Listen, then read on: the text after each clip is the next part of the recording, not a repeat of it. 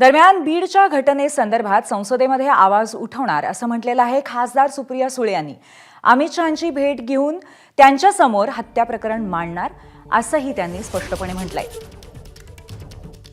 भारतीय जनता पक्ष आणि शिंदे साहेबांचे जे खासदार आहेत त्यांचीही भेट दिल्लीत घेणार आहे पार्लमेंटमध्ये। 31 आणि 1 ला माझी भेट होईलच आणि त्यांना विनंती करणार आहे की जसं महाराष्ट्रामध्ये सगळे पक्ष मिळून या सगळ्या बीडच्या ही जी घटना आहे याच्यावर पूर्ण ताकदीने सगळे पक्ष सोमनाथ आणि संतोषच्या कुटुंबाबरोबर उभं राहिले।